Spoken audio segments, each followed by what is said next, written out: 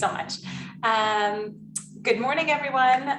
It's so lovely to be here with you, and thank you so much for taking the time to join the webinar this morning. I'll just introduce myself. My name is Madeline Nierenberg.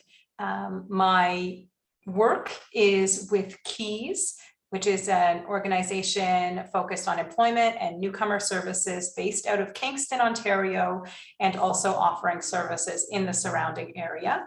And I've been working at KEYS since 2008, which doesn't make any sense to me. I'm not sure where the time went. That is 2022 already, and I've been here since 2008. My role at KEYS is as the manager of newcomer services. And we deliver services in many areas: employment, resettlement, where we have a RAP center, language training, and settlement services more generally.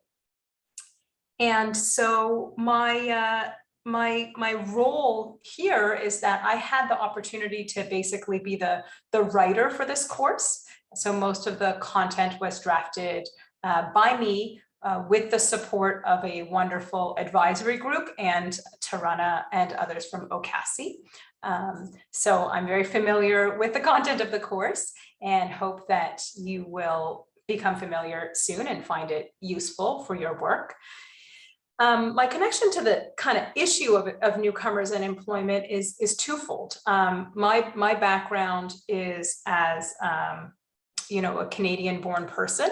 My family history includes a history of migration. I'm a fourth generation person on these lands, and I understand myself to be an uninvited guest on occupied Indigenous land, including here in Kingston, where the land is primarily Anishinaabe and Haudenosaunee territory. And my family, my great-grandparents migrated to Canada from different parts of Eastern Europe, primarily leaving due to anti-Semitism and, poor kind of economic conditions, and looking for better lives. So I think that history of migration is, very comparable to a lot of the folks that we work with in our organizations that come to this country, looking basically for opportunity and looking for a better life, and sometimes driven by poor conditions and in their home countries and globally. So that's, my kind of personal connection to migration is familial. And then, of course, in my work, I have the privilege of working with newcomers in this community in Kingston for many years, and learning about the struggles of newcomer communities and the opportunities and how we can support. And now I work with a team of about 25 to 30 people doing that work, and it's a pleasure to work with them and learn every day and to be part of the OCASI community. So yeah, so that's me, and I'll pass it over now to Janet to introduce herself. Oh, thank you, Madeline, and welcome everybody. Really, it is a pleasure to be joined by all of you. I know how busy life is, especially now with everything that's happening in Canada. But just to introduce myself, my name is Janet Madume. My 9-to-5 role is the Executive Director of Welland Heritage Council and Multicultural Center, which also has an employment division, which we branded as Employment Solutions here in Welland, Niagara region. My story is really quite intriguing because I came to Canada 17 years ago with my husband and then 2 children. Now we have 3. They're all born in different countries, which makes it really quite interesting. We are really a mosaic family. And truly the challenges that I went through having an accounting background and how I came to be employed, literally taking 2-year window. So with that great perspective of the various issues that are faced by many newcomers in the area, I went through those challenges myself. In terms of the course itself, So I was part of the advisory team that contributed to developing the curriculum. And honestly, I can say it benefited me more, and hopefully it will have the same impact to everybody who's going to be undertaking that course. As I mentioned before, like there's so many various challenges that we face as new immigrants, in particular accessing labor market to our full potential. And I know the intention of the whole group was to ensure the front line is well equipped to effectively serve and respond to these challenges, to most importantly help impact this demographic, have further positive results. Before we go into the whole thing and delve into the whole thing, I think I'm going to pass it back to Tarana to do our 2 polls. Thank you, everyone. Thank you very much, Janet. But before I run the poll, if you don't mind, I also will talk a little bit about my experience, personal and professional. As many of you know, I am coordinating the project online courses. My position is a coordinator, community education with OCASI. But before joining the OCASI, I had with my international education and with my international education and work experience in education and economic development, I have joined many different organizations here in Canada as well, in immigrant and resettlement sector. I continued my work experience that I had back home, working international and working internationally. I moved to Canada 10 years ago. I immigrated to Canada as a skilled worker, and I would say I have lived experience. And it was very exciting to follow our consultant, Madeleine, and the advisory group to see, to be part of the curriculum, which because I do have those experiences, I faced most of those experiences and challenges myself in Canada. I worked in Canada with the resettlement and women development program. I also had clients who faced those challenges in employment, and I'm very happy to be here with you. And yeah, that's my story. And right now I will run the poll. Please feel free, take your time. It's only 2 questions.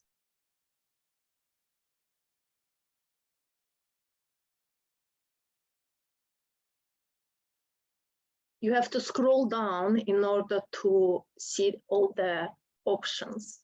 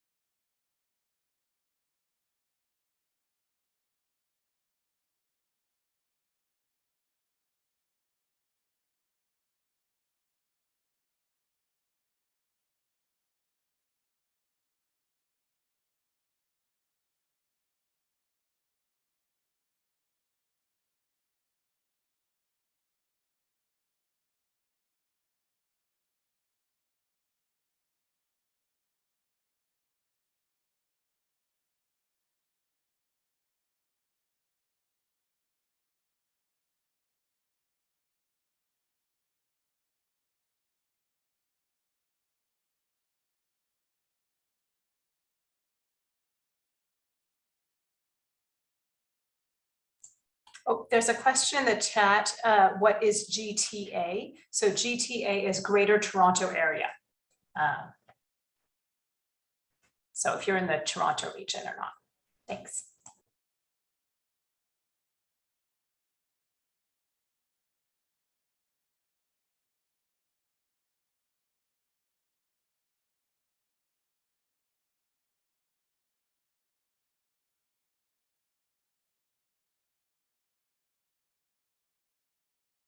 I will give most 30 seconds because I can see the number 31 people, participant from 44 replied already.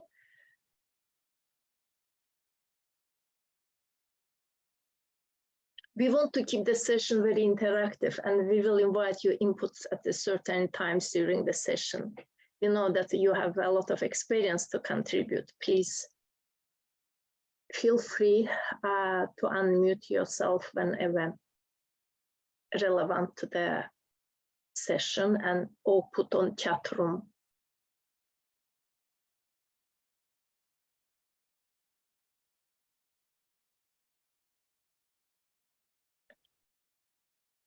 So I think the poll is ready,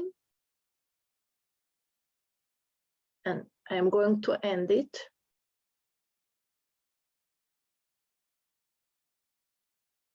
And share the results.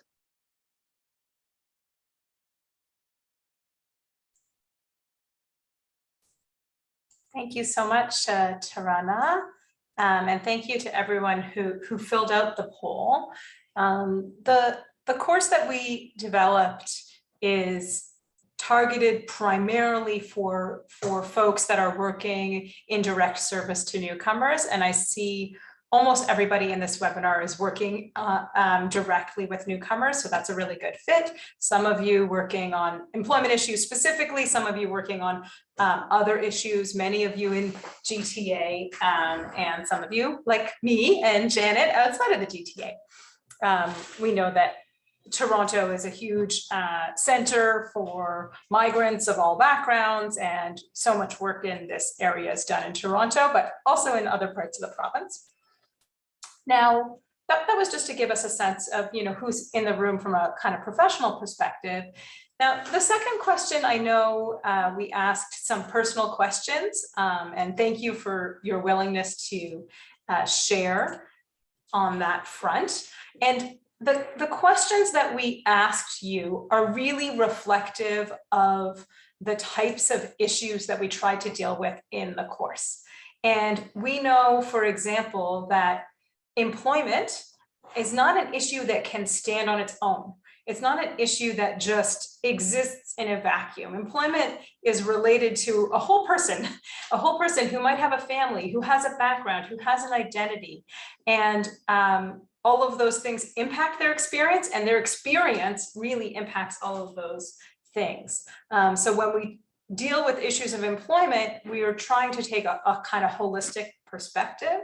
And we know that the communities we serve bring so much and have so much in the future, and we do as well also in the sector. So that those questions give you a bit of a sense of maybe our approach with the course, in terms of thinking of who is this newcomer that we're trying to serve, and how are we thinking of issues of employment. And I'll highlight a few things. Half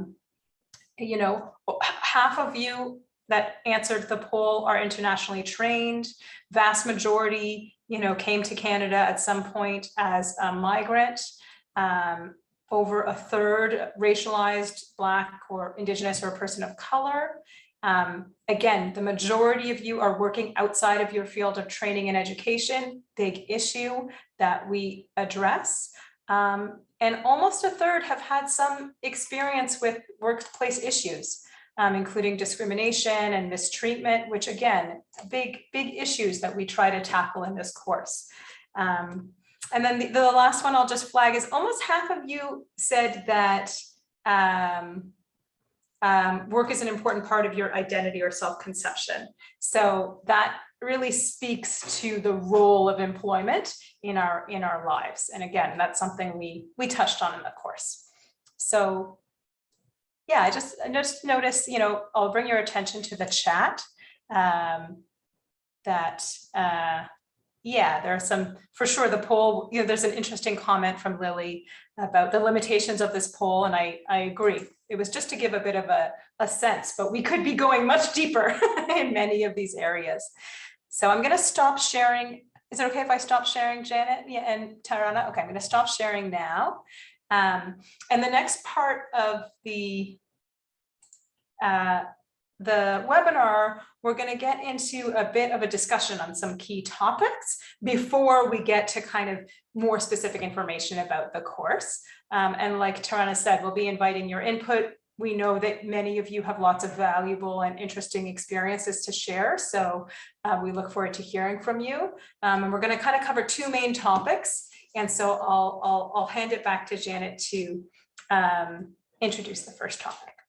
Absolutely. Thank you again. And for our first topic, we felt we should discuss around how COVID-19 has impacted newcomers, employment as a whole, and the service provider organizations that serve under this whole cohort.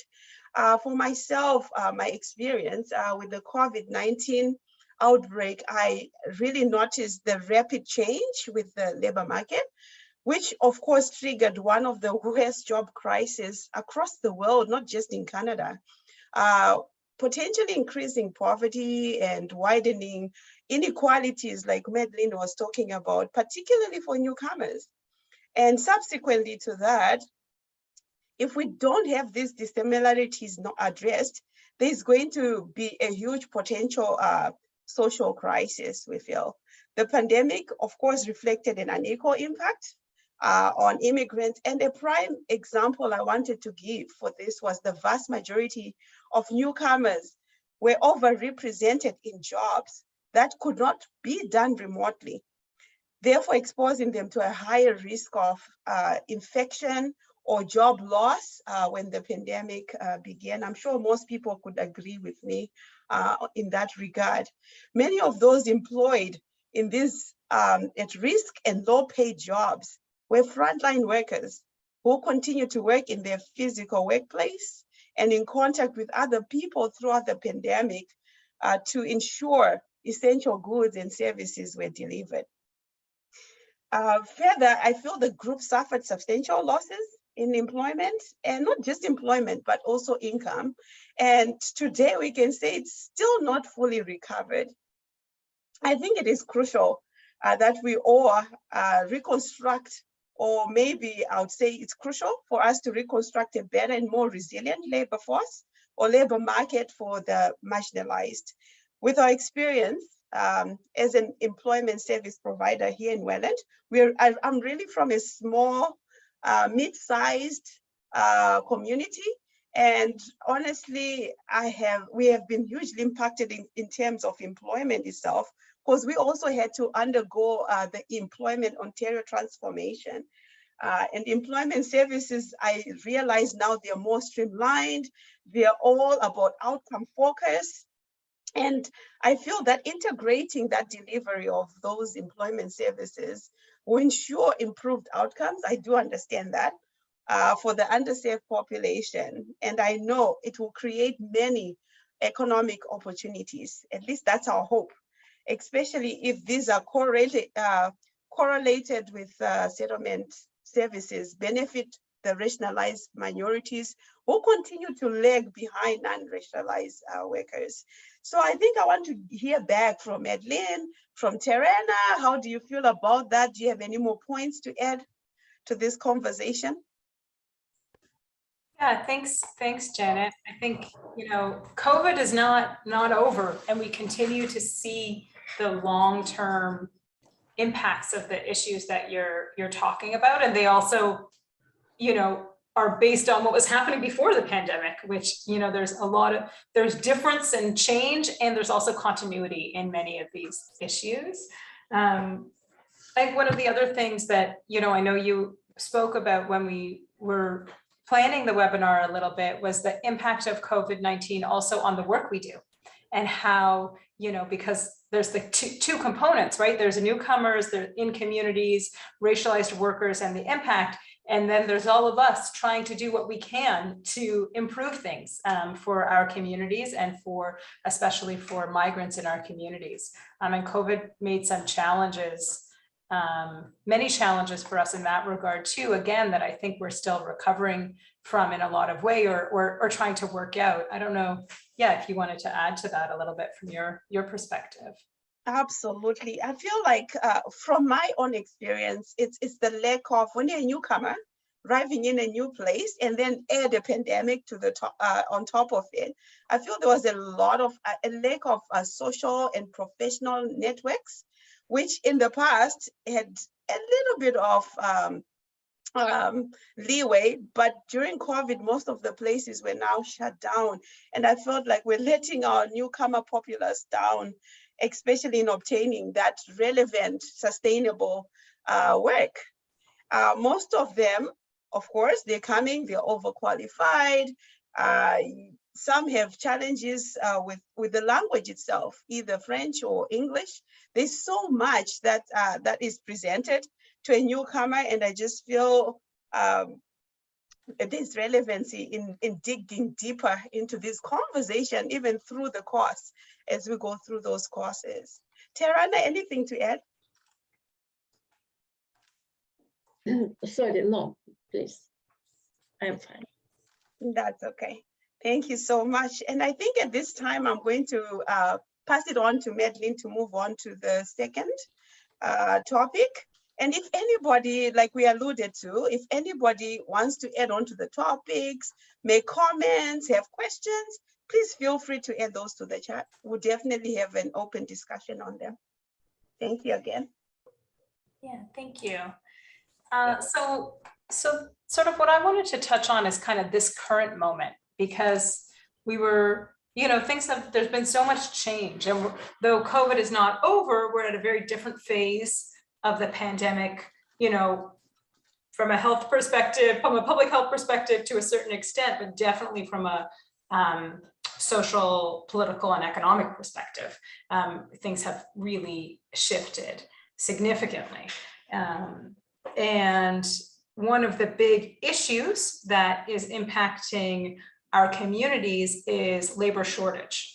And, you know, I don't think a day goes by without a new article or study about how, about the labor shortage. I think that sometime this year in 2022, there was, earlier in the year, there were 1 million vacancies. So that 1 million jobs in Canada that needed to be filled. That's a huge number of jobs. And there's a, you know, a big cohort of the kind of working population that is facing retirement or that has retired.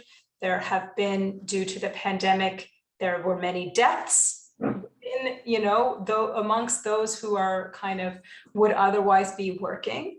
And there's been so much shifting in the labor market that, you know, and many other factors. I'm not an economist here to analyze the reasons, but just that there's this big shortage. And I think for many of us, I'm sure that we have hoped that this labor shortage would mean, you know, wonderful opportunities for the communities that we serve, and that, you know, you know, employment is such a huge priority for migrants, whether it's the quality of their employment or incomes or finding jobs that align with their professional backgrounds. And knowing that, you know, employers are looking and employers need people, we feel this excitement that, you know, finally it's going to maybe get better for those that we serve. And, you know, I'll be interested to hear if that feeling resonates with you. And I think that there are opportunities. You know, first I want to say, yes, I think that excitement has a place and that there are opportunities. But I think what I'm seeing in my community, and I think probably you're seeing something similar, is that there's a, I'm not going to use the word mismatch because that implies skills, but the wires are getting crossed, and a lot of that is because of racism in the labor market. So there are all these opportunities, but employers are still not kind of often opening their doors to those that we serve. They're not giving a chance to someone who maybe is not looking or speaking the way that they expect. And they're not ready to kind of shift in many cases, and like I said, there are, there's always an exception to this rule, but in many cases, we're seeing that employers are not flexing things to meet their own needs and meet their own challenges, and then also kind of address the unemployment and underemployment of newcomer and racialized communities and job seekers. So I think that there's this kind of gap that continues to persist, and in a way, as kind of the labor shortage increases, the gap actually increases. Whereas what we want to be doing is kind of closing that gap. And I think that that's the task that we are faced with, and that we also are faced with in our kind of policy and advocacy work. And, we're going to talk a little bit about the course later on, and how we do that kind of in our individual roles, but also how we can kind of engage in some of these issues at a community level or a policy level, and take the opportunity to shout out to OCASI, who's a wonderful leader for the sector in kind of engaging in this policy work. So yeah, so that's kind of the issue I wanted to bring up, because I know that it can feel contradictory and frustrating sometimes, and we have employers, we're an employment organization, we have employers knocking on our door, and we want to provide the solution, but it's not quite working in many cases. So I'm seeing some nods. I'm wondering what your thoughts are, Janet, and I'd love to hear also from Janet and Tarana, and I'd love to hear also from folks in the crowd. Does that kind of feeling, does that match your experience? Is that what you're seeing in your community? Is there something else that you feel is important to kind of add to this conversation? But first to Janet, yeah. Yeah, so it is quite interesting. It's really a heavy topic, to be honest with you. But to me, it is really interesting how multiculturalism has perpetuated in Canada's discriminatory immigration and labor policies. I think it really starts there. It is evidenced, especially during the pandemic, while Canada's job market relies on migrant workers, especially when you talk about agriculture. But at the same token, it disrespects them simultaneously, right? Those are my experiences, especially I come from a region where there's a lot of migrant workers. And having delved into the issues that they face on a daily basis, that's why I'm bringing these issues up. It's relevant even to the content that will for the course that we will go through shortly. I know there was an increased racial violence against some communities, for example, the Asian community during the pandemic, how that all played out, and the effects even with the labor market itself. And I feel there need to be a robust public education, and it has to be intentional. It can't just be education. It needs to, the top tier needs to really make it really intentional. They have to inform, especially with those experiences that we've had with those communities. And I know it might help alleviate some of those biases, hopefully. And I'm really quite interested to learn more about the course, even if I helped be a part of the writing of the content. I'm actually intrigued to learn more, Madeline, and just waiting to hear more about those courses as you introduce it today. Yeah, one other, you're reminding me of another kind of aspect of this, because of course, there's all those folks that are looking for work, but there's also all of those newcomers that are workers and their experiences. And for sure, migrant workers and care workers during COVID faced significant challenges, discrimination, and risk. And another big part of our current moment is increasing costs, right? So there's labor shortages and people looking for work, but there's also people working and facing increasing costs, increasing rent costs, increasing housing, increasing food costs, increasing gas costs, and so on. And so if you kind of take a lens to understand who is being disproportionately impacted by that, again, we're going to see that newcomers are disproportionately impacted and racialized workers are disproportionately impacted, because so many, especially recent newcomers, especially recent newcomer women, are working minimum wage jobs. And so I think it was in 2018, so a few years ago now, 1 in 4 immigrant women were working in Ontario were working in a minimum wage job, right? So as prices go up, our paycheck doesn't go as far, and if our paycheck is staying low, and minimum wage is certainly not keeping track with inflation, then again, the gap widens, and there are certain communities that are disproportionately impacted, as we know. So, we could also speak about healthcare workers that have also had caps on their salary increases due to government policy. So a lot of this, you can also see how government policy is driving this, because the government sets minimum wage. The government is determining is limiting wage increases in the public sector, and so on. So there's a lot of really interesting policy points, but there's also really important things for us in terms of our individual work with newcomers, that we need to kind of understand this broad context, because that's what the person in front of us is navigating, and that's what they're experiencing through their own, in their own way. Maybe it's underemployment, maybe it's unemployment, maybe they're being successful, maybe they're getting into those opportunities and there's discrimination in the workplace. But that's the context that everybody is kind of living in, that we're all living in, and it helps us to connect with those that we work with to kind of understand that broader context, and it helps us to come up with the best kind of suggestions.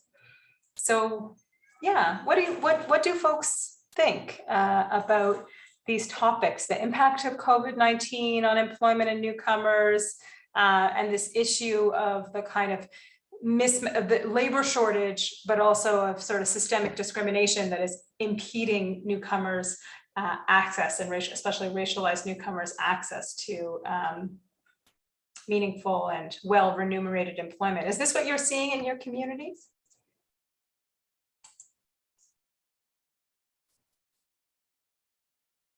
If you'd like to, people are writing in the chat. Mm-hmm. If anyone would like to unmute and share your we have one hand up. Yeah. Hi everyone. So I'm a recent employment counselor. Like for me, even legally, this is the first job in my life where I hired like a first-year contract, because I've been living kind of under the shelf.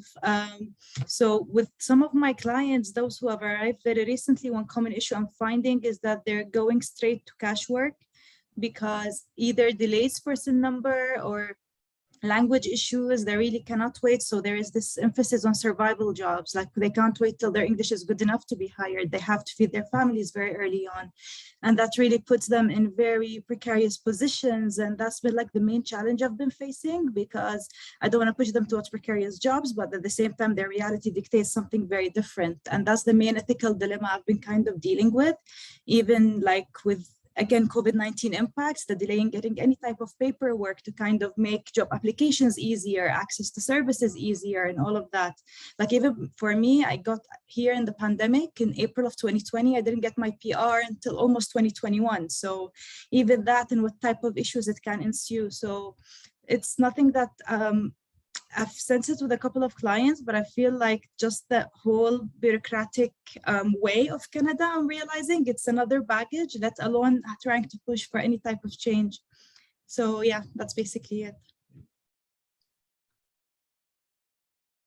And Kaniz, thank you so much. Yes, and congratulations to you. And honestly, I was about to post and I wanted to say, so true. We all come with this high expectation and we feel like Canada has let us down. So thank you for sharing. Kaniz? Yeah, absolutely. I mean, I was just going to second what you said. Absolutely, the bureaucratic setup is such that you just cannot break through. And from the community where we come from, the focus is more towards no matter what education you bring and what experience you bring, you end up with getting an AZDZ license, if that is what it is, and getting into the trucking business or some kind of transportation business. And once that sucks you in, then there is no way out because the kids are growing. You still have families to support, and there is tons of liabilities. It is something that is more like, you know, you get into a rat hole and there's no way out, a vicious cycle that just sucks you in. And when you talk to these clients, their challenges are around how to get into those bridging programs and how to manage their time such that they are able to get ready to enter the job market. So that is a very big challenge that we have been seeing. Thank you.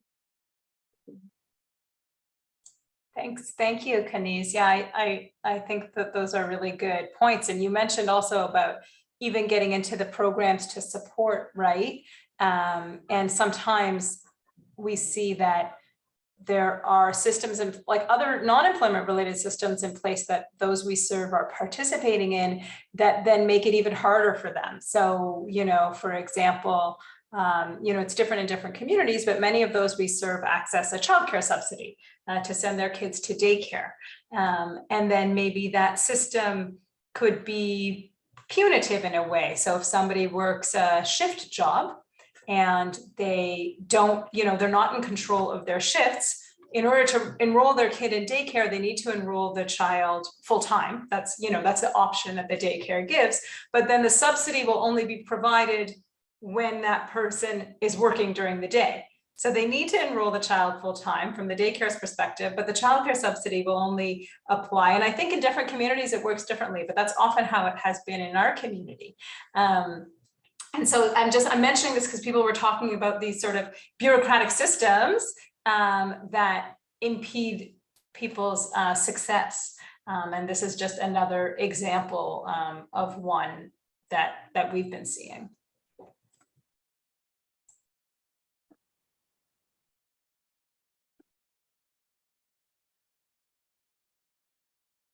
Yeah, there's some, if you're not in the chat, just encourage you to take a look. Suraya and Jimho have both shared some good input here. And I think that these are all, you know, these are very much the types of topics that we address in the course.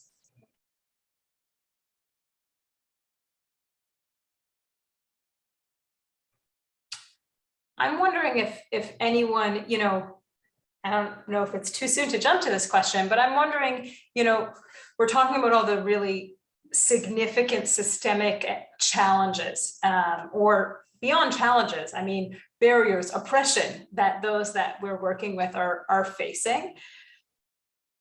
How do you feel you in your role can kind of intervene in that, or what can you do, or what do you do that makes a difference given this big context? I know I have ideas, but I'm wondering what your thoughts are.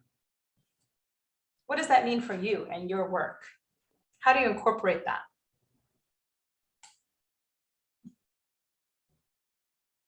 Hi, Madeline. I'm Sandra, and I am a job developer for the Career Foundation. I work for a bridging program in HVAC and network cabling. And as I am a newcomer myself, I think the most important value that I can add to my clients is try to relate to their circumstances and their conditions, in the sense that, as someone just posted on the chat, it's very easy to just give up. It's very easy to just say, okay, what I am doing here, let's keep my life in a survival job, and that's it. That will give me a decent living for my family and myself. So I think that the most important thing for people who are trying to help newcomers to get into a meaningful position is kind of keeping them alive in their own perspective, trying to keep them boosted and having the feeling that they can do it, that they have the skills to try it. And certainly this is a long run, but they will have the energy to do it. Sandra, that is amazing. And I was just about to say, for myself, I always revert back to my life story because I feel my story has power. And I think we all do have those stories to tell. So I think maybe relating back and reflecting back on those stories and literally telling it to them on several occasions, it seems as if they'll get it in the end. I know it is challenging. I know sometimes you feel hopeless in the situation, especially for single moms. I was not a single mom myself, but I always reflect some aspects of my story. I try to bring them to life on a constantly as I work with newcomers. But thank you for sharing. Yeah, and I just want to add to that, you know, I think you mentioned, Sandra, kind of keeping the hope alive, but you also started by saying that you're empathizing with your client. And I think that belief and validating and empathizing with the experience of our clients can be very transformative, because on top of the systemic discrimination that people are experiencing, they're also not, that is often not being acknowledged. And often the message is contradictory. The message is, this is a very welcoming community, country, right? You have opportunity here. You know, we want you to come here. And then there are all these challenges, right? So that's like, so I think that, and again, this is in the course, but that starting point of believing their experience, acknowledging and empathizing, and then from there is where you build the hope. And I think that that's exactly what you said, and it's so important, and it can make the world of difference on an individual and on a group level for someone's life.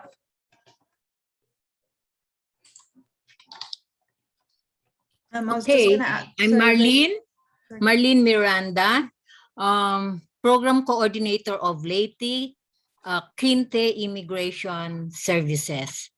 In short, Employment Coordinator, linking or matching the skilled workers from other countries to with the employers available to take them, what I mean to hire them. So this is my second month in the in working with quiz, no? But I have so much experience back home that benefit the program that I am in, the latest program that I am in.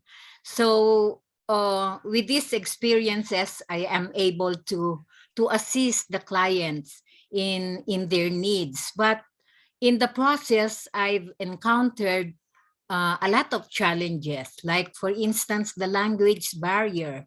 Right now, we have a lot of clients from Ukraine. So they, much as they want to work, to find work, it's the language that hinder them from getting job in Canada. Others is how they can do the Canadian way of like doing construction, if that is the work that they get. So many other challenges, but one sure thing is that we have a lot of resources. That's what I've discovered in my 2 months with the program. We have a lot of resources. Like for instance, I've just attended the FAST program of IEC Vancouver. Wow, they have resources where these clients can access to. So it's though there is a labor shortage, with the modern technology, because we're like this, no, we're meeting and we are able to learn and know other people with their experiences. So with those technology and other resources, I'm sure the newcomers will be more comfortable. That's how I see it.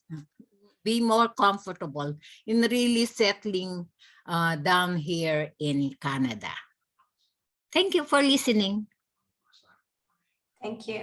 Thank you, Marlene. Tarana, so we have a few different people who want to say things. So maybe I'll just mention we had Tarana and Yusur and Samuel. So maybe we can go in that order.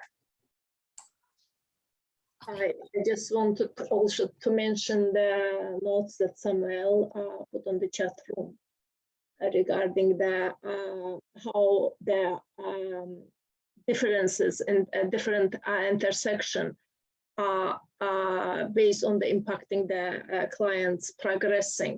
It's very strange.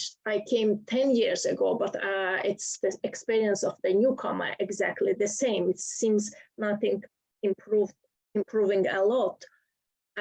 All the skilled immigrants, they come to the country with a high expectation because they have gone through different process, submitting their documents, all these requirements make them to think there's a jobs awaiting me. And then when they come, all these barriers with the Canadian experience, volunteering, keeps their progress. They lose, first we start losing their confidence, and then we start going into the process of projects that empower us, build our confidence, and then while all those experiences, we see that we lost where we were. As a project manager back home working with international organization, I had a big question why I am applying project management position here. So I had to go from the down as a service assistant, and then I was brought into the situation where I have to learn new technology, computer and scanner, and everyone was thinking that, look at, she was project manager, but even doesn't know how to use the scanner. This all the process is losing the confidence and gaining again, really keeping up, having hopes, using the different mentorship programs, employment counselor. It's very important in our life. And then it's also personality. People shouldn't lose their hopes, even though there's a lot of gap in the systemic approaches. There's a lot of project cannot really help many skilled professional, but again, we have to keep hopes and then build trust with our clients. It's very important. In my experience working with immigrant women in Vancouver, I could see how trust helps them to open up, talk about what they feel, which is important to address, and then refer them to the relevant services. Yeah, that's what I wanted to join the Samuel's comments on this topic and share my also experience. Thank you, Madeleine. Yeah, Tarana, you're building up on like the issue I was wanting to address, the bit about mental health, like not only how we can support them as employers, but are we connecting them with other clients who are kind of in the same circle, who can also validate their experience? Do they have communities of support? Yeah. And I wanted to also second Soraya's point, another bit of challenge that I'm facing is in terms of how much abuse. At least when I first came, I was like, it's okay if I get a job, but it's okay if I'm not going to be paid for 3 months. That was the norm for me. At least I got a job. Then I'm like, oh wait, I have rights. And it's very basic, but until now it gets me a moment to acknowledge that not only is there a right, there is a way to learn about it. There is a way to know how to advocate for it. It's not that I have to cause a scene. Like there's a language I learned in order to advocate for my rights. It's never something that I'm waiting for somebody's kindness to actually give to me. But I realized more and more, even for me, it was a learning moment. Like I really needed to learn how to call. I don't have that voice normally, but in the last year I've been working on it, and I'm using that point to kind of, okay, yeah, now this is something to impart. Start from your moment of weakness and learn how to build strength, because it remains a big issue. And there's a lot of work, I think, is it the Work and Health Institute here in Canada? They do a lot on these issues, and one of their articles really opened up my mind when it comes to actual exploitation that happens and how very basic legal rights are completely not considered by the employees. Exactly like Suraya was saying, it's not only about educating the employee, but having the employer, there's some pressure on the employer to actually provide WIMS training, whatever it is that normally just gets swept under the rug. It is like lots of advocacy to work on from both ends. Totally. If you don't mind, Madeline, I also want to comment on Yusur's comment. It is, I remember the project I was involved, woman development, that specifically did research. It was IRCC funded project, and my feeling always was we lack of the project that provide opportunities for them to find their strengthening, to apply their strengthening, what they bring, to find out what they bring into the community and build project on their where they can contribute, not to change them, to contribute to Canada, but change Canadian system, workplace, employment system to that immigrant can apply their skills. Yeah, thank you. Thank you, Tarana. We have maybe, I'm just keeping my eye on the time, so we do want to share a bit about the course content, but I just wanted to invite Samuel, who wrote a really good comment in the chat, if you want to just share with the group before we move to the course content. Okay, thank you, Madeline, for the opportunity to have something to share with the group. I want to thank the organizers and my program coordinator, Lily, who gave us the opportunity to be here today. So what I was trying to say, I mean, I do have understanding about the concept of newcomers and the challenges that they face to a higher degree. I have a master's degree in sociology, focusing on gender studies. I have bachelor's in sociology, and I have a diploma from social service worker programs, immigrants and refugees. So what I'm trying to say is that focusing on only the challenges that newcomers face in relation to employment is to diminish the impact of these challenges. An immigrant who has arrived in Canada from his home country as a medical doctor and not able to practice in Canada, finds another job in other related industries or unrelated industries, he's firstly been underemployed. There are situations where he cannot be employed. The impact of unemployment can lead to domestic violence. It can lead to other greater challenges, mental health issues.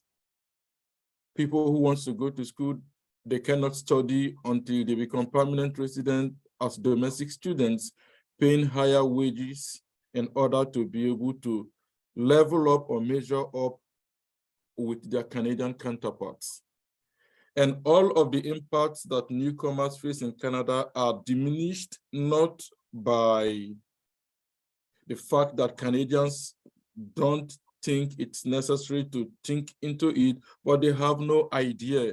Some of these things, they have no idea. I spoke with a Canadian and I was sharing with him that people who have the social insurance number beginning from 9, that in itself is a barrier, you know, that in itself is a barrier. So there are levels of these challenges that newcomers are facing.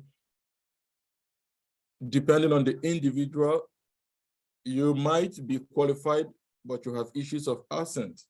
If you go to the interview, regardless of the things that you say during the interview, your accent, your color, all of those things already are counting in the opposite direction for you, you know.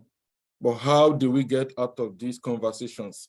How do we put this conversation to the front burner are the things that you and your team are doing today to ensure that these conversations reach everyone. Because the little steps that we take by talking about them, it's the solution that the founding fathers of Canada and other people who are advocating for change, they fought for years back. So for us and our part is continue to use different approaches to step up these conversations and crusades. Thank you, everyone.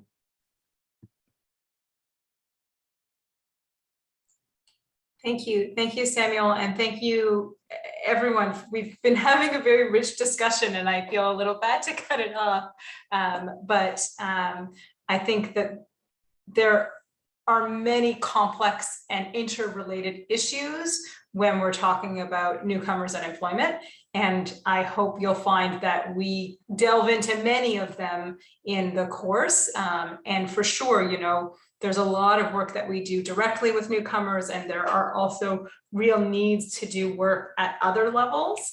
And I think both of those things are kind of touched on in the course. So maybe now we're going to talk a bit more specifically about the course, and Tarana can start the conversation with a bit of a historical perspective on this course from OCASI. Madeline, do you want me to share the screen so you also will go through the content, how you see that? Sure, we could do that. Were you going to share a little bit about the history first? It's actually a very, it will be very short. This course, our course was developed in 2017, first time, but it was mainly the content covered the information and the referral, more information and referral areas. And the intention was with this course to update previous curriculum, but thanks to Madeline, Janet, and other advisory group, we totally changed the curriculum and brought new material and module, and also very, very rich resources. I appreciate you for that, Madeline and Janet. And that's from there, please, you continue, and then I will share the screen and show the platform to everyone. Thanks. Okay, thanks. That makes sense, Tarana. And so maybe I'm just going to say a few words about the content of the course. And like I keep saying, I think, you know, this conversation is hitting on many of the different types of topics. The course has 5 modules, and each module has a different focus. The first module is looking at the legislative context. Sorry, and I'm just going to interrupt myself. So if you're hearing things from what I'm describing that are new to you, new terms, new concepts, ideas that you want to get more information about, that means that this course might be for you. So this is just kind of a bit of a teaser, I guess, of what's there. So yeah, so the first module is dealing really with the legislative context. So what are the laws that determine how employment in Ontario functions? And what do we need to know about those laws so that we can serve and protect, or funny term, so that we can support and also advocate on behalf of our clients. So that includes the Employment Standards Act, the Occupational Health and Safety Act, the Ontario Human Rights Code, and the Accessibility for Ontarians with Disabilities Act. So those are the main kind of legislations that we go over. The second module focuses on immigrant professionals. So a lot of some of the topics that we talked about today, including credential assessment, credential recognition, regulated and unregulated occupations, concepts related to de-skilling and deprofessionalization are all covered in that module. Module 3 touches on employment and precarity. And we look at many different kind of categories of migrants who experience precarity in the workplace, including, or experience precarity in their lives, including temporary workers, international students, migrant care workers, agricultural workers, and so on. And we look at the, and as well refugees and refugee claimants. So lots of really difficult and interesting content in that module. And throughout the modules, there are links to more information, and you can kind of download different resources. There are stories of people who, you know, real life examples, as well as questions to kind of get you thinking about, what does this all mean? How do I interact with all of this? So the fourth module, you get the warning. The fourth module is the longest module. So as you're planning your time, you might need a little bit of extra time for the fourth module. And the fourth module is all about helping newcomers. So it kind of turns to your role, whether your role is specifically with focusing on employment or not focusing on employment, kind of both apply. So we're looking at how to really understand and identify employment related needs, how to find and make good referrals, and to have good information for our clients. The really key thing is giving good information and accurate and relevant information. We also look at how we can assist newcomers to make a claim to the Ministry of Labor or the Human Rights Tribunal if they're facing issues in the workplace. We look at advocacy and the role of advocacy in working with newcomers in employment, and collaboration and the role of collaboration, especially collaboration within our communities that can impact newcomers in employment. And then the final module takes a step back. So kind of coming back to the beginning, which was looking at a bigger context, but here we're really looking at promising practices that are interventions at a community level or a policy level. We all do our individual work, our group work directly with newcomers, but this module kind of looks at some special initiatives, policy work projects, such as social procurement, community benefits agreements, social enterprise, the Fight for 15 and Fairness, and living wage campaigns. We also take a kind of critical assessment of equity, diversity, and inclusion initiatives. And we talked a little bit today about unconscious bias and training for employers.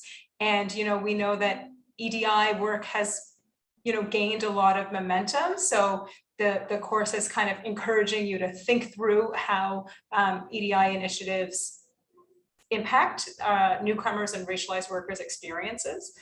Yeah, those are the main topics. That I was going to add one more thing, but that was it. So that's basically an introduction to the kind of topics covered in the course. If there are some concepts that you want to learn more about, then I encourage you to take the course. And we had the opportunity to work with someone who designed the course. So, you know, in my work and with Janet and the other advisory members, we wrote the content and it was just text and it would be very boring. And then we had a designer who made it into an interactive online course on OCASI's platform. So I think now Tarana is going to show us a little bit how that looks like and how that would work for learners. Thank you very much, Madeline. I will now share my screen, and I'm sure some of you already are familiar with our Learn at Work platform. Please feel free to ask questions or just add your comments, not maybe on chat room, but just like ask me in. Unmute your mic and ask me the question directly. So this is the how you see your screen when you go Learn at Work website. Can everyone see my screen? Does everyone see my screen? Sorry, Yes, we do. I see it. Yep. So, yeah. Okay, because I don't see anyone faces, I'm trying to focus on here. So when you log in, you will have this login information and password. This is my information and my login. You have already, if you are already student signed for the course, then you all received from me an email where you will have your email and password, which is your email that you signed, registered with Eventbrite, and the password welcome to dash or sorry, you have this on, I don't remember right now. You have this on your emails from me yesterday, I believe. So I will log into my account. As you will see, it is main screen, and you should go my courses. Under my courses, you will see list of the courses. It might look different than mine because this is the courses that I coordinate, and I am going to open the course itself, which with name Training for Employment Support Services, TESS Fall 2022. But before that, to make it easy for all of us, I would like to pay to pay attention the accessibility sign on the top of the screen. Do you see this all? Does everyone see? Someone? Yes, yeah, we can see. Okay. Who? I see someone said you didn't receive email. Please send me email to my personal email. Sometimes what I notice, people when they register, they misspell their emails and then they don't receive email. Or you have to check the spam emails in your inbox. Spam box. So you can click accessibility, and then you can make play around and make changes as you wish to change your color, to highlight the links. I will move this back to normal, then highlight the links, which is will highlight, and then I will take that bigger text. If you prefer, I can keep the bigger text because I believe you all would like to see my screen better. Then spacing, if you like. So there's a lot of different settings you can use to make your screen look like as you want. Sorry, just let me do this, take it back.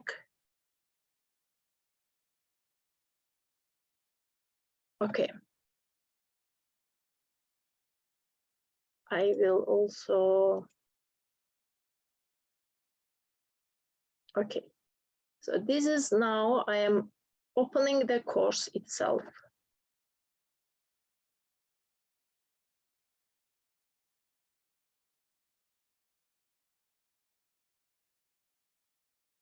This is the main learning area that you will see on your screen. As you see, each you will see on your left side exactly the same menu, all here that you have on your screen. You won't see the administration. This is my part. So welcome to all of us, to all of you again to the course, and you will start going through one by one all the section. Please remember that you have to make sure you read all the information. If, for example, you don't look at the welcome note and decide to jump in, just read this block, then you have to make sure all the information you look, it goes, you see, clicked. You already saw this. This goes as a percentage into your final information. So you have to go and check read everything, because honestly, there's nothing extra. All those information you have to know, because you have to know how to complete the module. And of course, we have the acknowledgement for our course developers and the advisory committee. Another most important aspect of this course is pre-course work. You have to make sure you complete the survey. I won't open now because it will be looking differently on my screen than yours.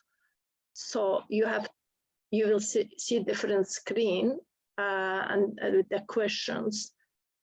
You can start run and answer the question, but make sure if you don't do pre-course or post-course survey, you won't get completion certificate, or you won't get, you cannot exit the course because it will show incomplete.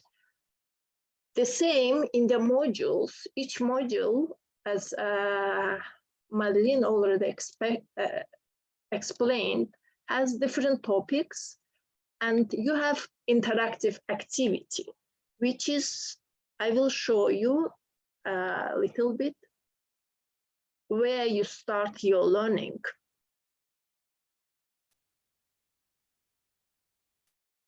Sometimes it takes a little more to download, and I will extend my screen and then start learning.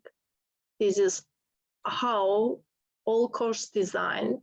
I hope you will enjoy it. It is honestly very beautifully designed and very friendly website, but you have to make sure you click each point. You have to study each activity. There's a lot of exercises, activity, and reflection question. If you skip the question and don't fill here in your response, then these will not be marked. You have to fill in and submit. Without this, you cannot move forward. So course designed the way that you have to be very careful, and you have to read every sentence. I'm receiving often a lot of questions. People cannot move from module to module. It shows incomplete because even they are sure that they read, they looked each aspect, but then we ask them, and all information is on our end recorded on your profile. We can go back, which we do, we go back and we reply again, please go to module 1 and complete this exercise, or please go back and do this test, complete this test. Sometimes you're not careful, you're doing, but not without submitting. That also doesn't reflect on your profile and doesn't let you move on. That's why please be careful with those. I see some notes on the chat room. I don't know if I have to. Can you please personal questions send me email, not in this chat room, because I cannot follow at the moment, or I can look at the end of the session and Tarana, it's not a question. Jeff is recommending to everybody else that when you're in the module, move your mouse around to see if you can interact with the content, because maybe sometimes it's not super obvious, but that there's a lot of good content. So I think we saw Tarana kind of clicking on the plus sign and it generated more. So yeah, so make sure you don't miss anything. Thank you, Jeff. Okay, great.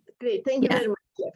I'm sorry for jumping in, Tarana. Just wondering if you can share your work email with the audience, because I know some of the staff, they're interested and want to register for the training. Thank you. At the moment, the registration is closed, but for the English version, I am going to open registration again in December 1st. Surprisingly, this time during the 2 days, course was full, but we opened this for whole the registration time frame was for all months, and I was receiving a lot of emails from people they're interested, but the course was full. Yeah, that's happened. Happens very seldom, but it happened this time. Okay, I see. Is there any opportunity to open another session that's a little bit earlier? Yeah, I know, folks are so eager to learn and wants to, put themselves into this process sooner rather than later.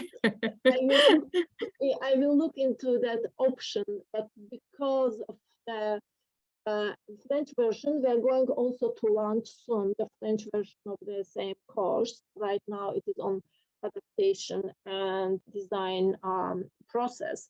We are planning to open French version. Please, all Francophone people, I encourage to join that version. And then I believe I cannot do, because if we do registration sooner than December, January, usually everyone on vacation, it comes up to the end. On the end, I will again receive a lot of questions, or people cannot complete extension of the time, which sometimes we consider and do for the reasonable reasons. I will see what I can do, but I cannot promise anything. This is an annual scheduled training courses.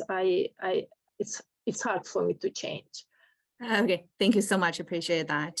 You're welcome. You're welcome. So, I will. Sorry, now... Tarena, I think Leila has a hand up.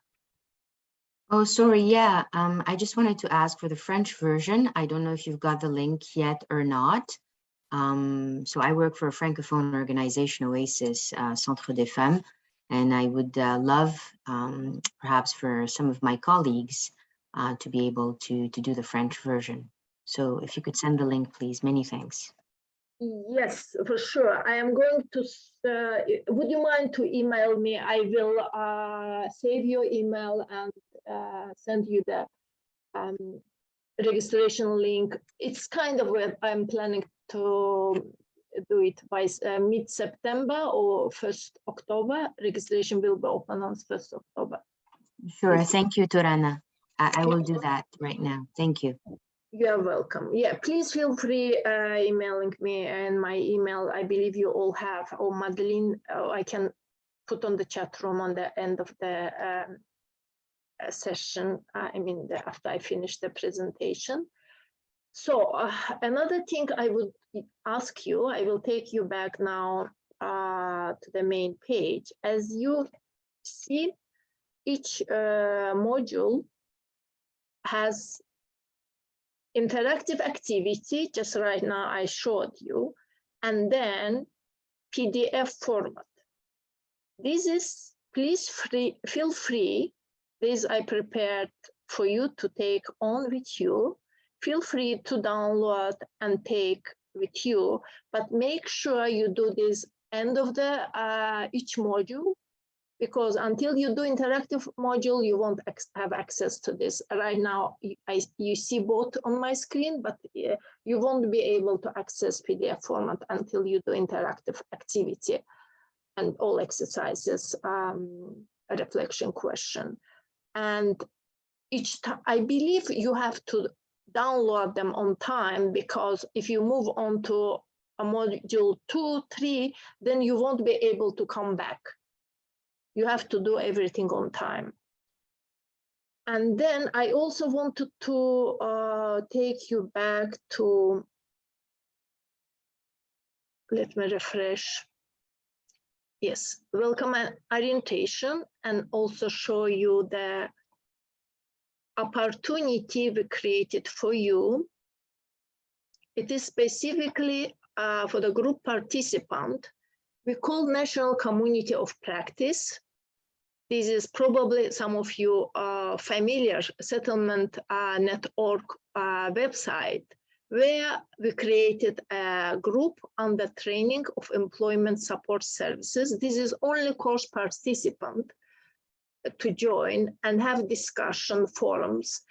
Often we suggest you take those reflection question or any question may arise or suggestion while you study, please add into the group.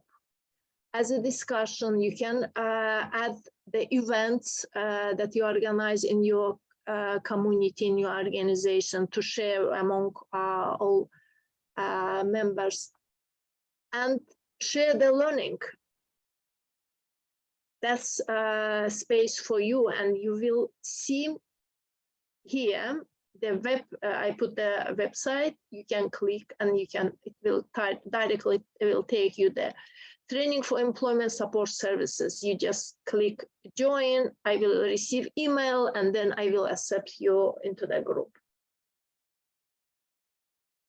What else? And then on the end, I'm not taking you in each module, but I would like maybe shortly to show you the module 4. Madeline mentioned that it is very long. That's why we divided into 2 different activities, a module 4A and module 4B, because our platform didn't accept. That was too big, and we couldn't upload it.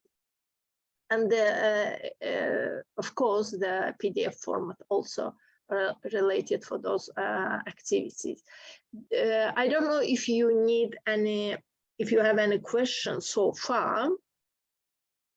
If you do, please ask. I see 10 notes on the chat room. If you have 4 minutes left for what? Sorry. Oh, I just, we're just coming to the end of our time because it's almost 1 o'clock. So maybe we can just take a couple questions. If there are any burning questions, we can wrap up. Yeah, okay, so sorry, I didn't read properly. Yes, maybe a last note about the quizzes on the end, each section, there's a quizzes. And I believe you can do 3 times. If you don't collect 75% from total responses, then you won't be able to move on, but you can retake the quiz. And you will, I believe that's very important. I might check with our tech team. There's a, you can retake the quiz 3 times, not more than 3 times. After 3 times, you might be automatically out of the course. I have to find out that if you are interested, you can send me a message and I will explain you the details. So then I am stopping my screen. I am ready and willing to stay more if participant wants to have any question about the platform. So just let me know. Tarana, is it okay if I share your email address in the chat? Yes, please. Yeah. They should have on the other advertisement.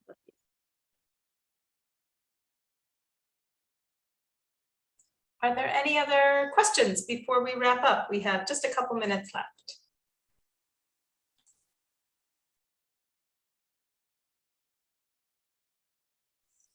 Hello. Hi. I was just wondering, I did register, but I never received an email from Tarana. So I'm just wondering what's going to happen with the course registration now. Okay, I did send welcome email yesterday to all registered participants. Please email me privately to my email account, which is, email address, which is on the chat room. And then I will double check and see why you didn't receive email. Okay, thank you. You're welcome.